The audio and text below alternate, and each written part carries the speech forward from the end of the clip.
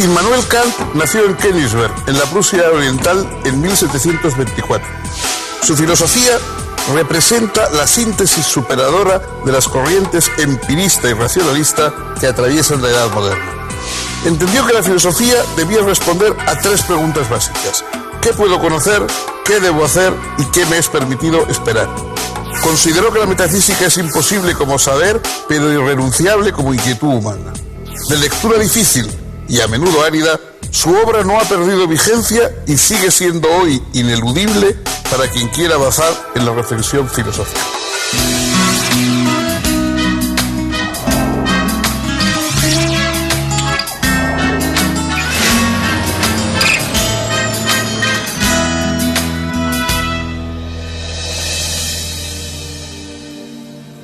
¿Qué tal, amigos? Bienvenidos. En la historia de la filosofía hay personajes originales, pensadores de vida extraña, gente que se ha salido de todos los cánones académicos o incluso sociales, pero también hay el caso contrario, el caso de una especie de profesor de filosofía prototípico.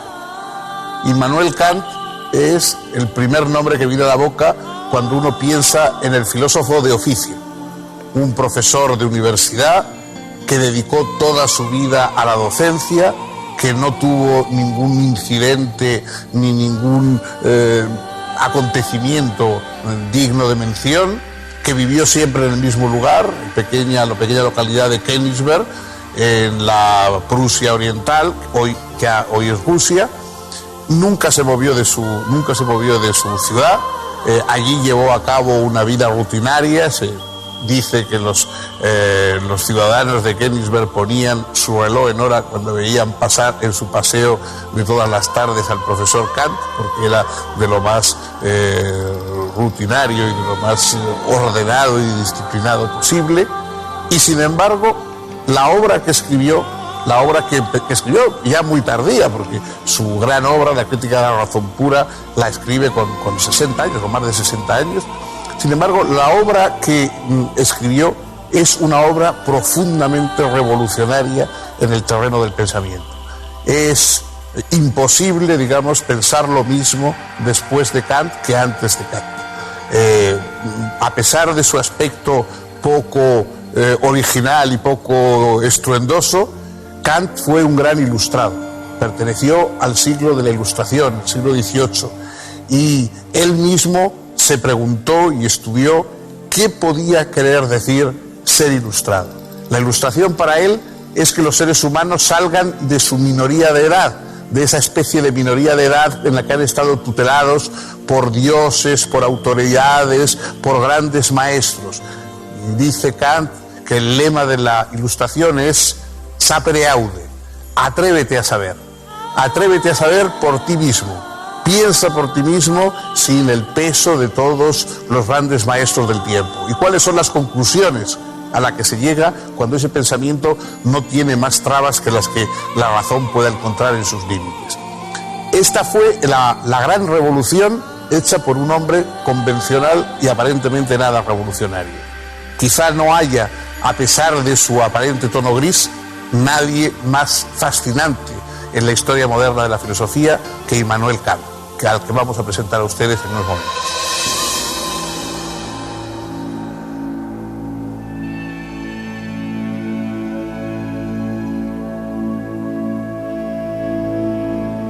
Immanuel Kant era de origen humilde. Su padre fue talabartero y solo con enormes sacrificios pudo afrontar los gastos de la educación de su hijo. Pero Immanuel mostró enormes condiciones intelectuales y no tardó en encontrar benefactores que le permitieran continuar sus estudios en los niveles superiores. Estudió lógica, metafísica, ciencias naturales, geografía y teología en la Universidad de Königsberg.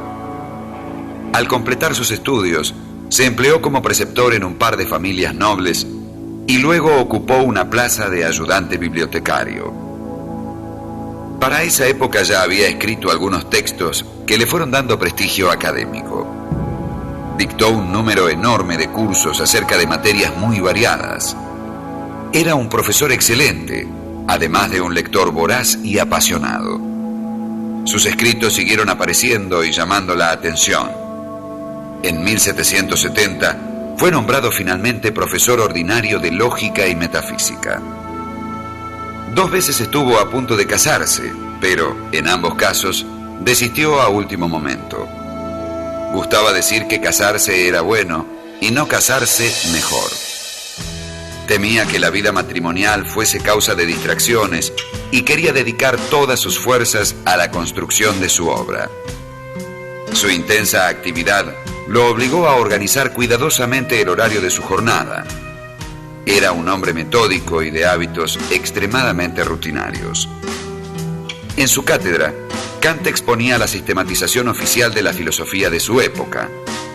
Sin embargo, estaba ya elaborando su propio sistema. Cuando comenzó creyó que la redacción le insumiría unos 3 meses, pero trabajó en ello durante 11 años. La obra se publicó en 1781. Su título era Crítica de la razón pura.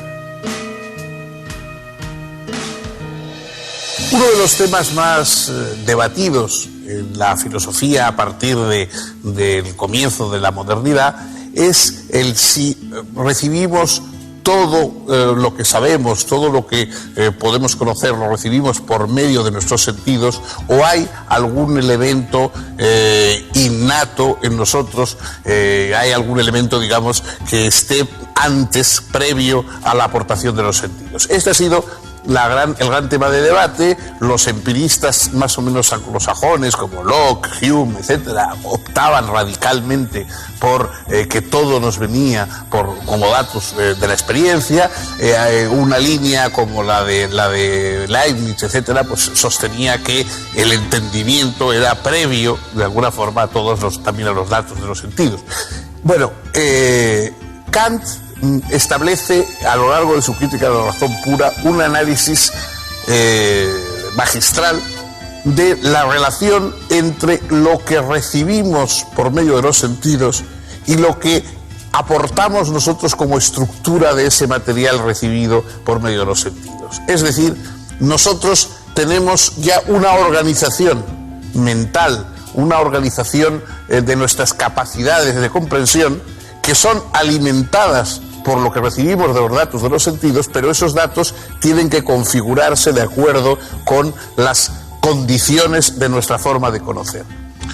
Es verdad que no conocemos nada sin que los sentidos nos proporcionen datos experimentales, pero es verdad que esos datos experimentales reciben y se configuran de acuerdo con la propia organización de nuestra forma de conocer, que no tiene por qué ser exactamente la única posible.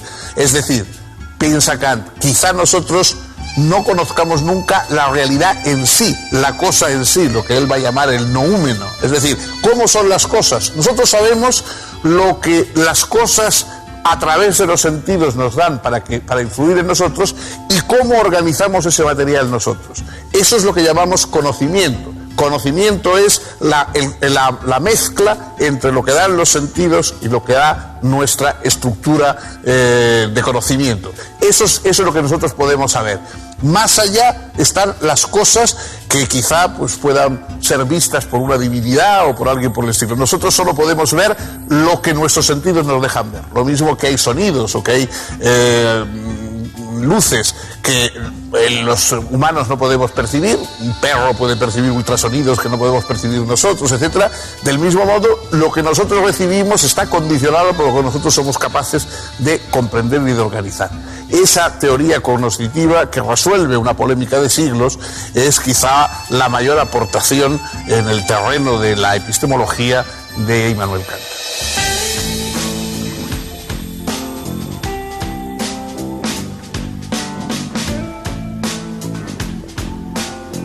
En la Crítica de la razón pura, Kant investigó si era posible y cómo el conocimiento matemático, físico y metafísico, en tanto conocimiento con pretensión de universalidad y necesidad.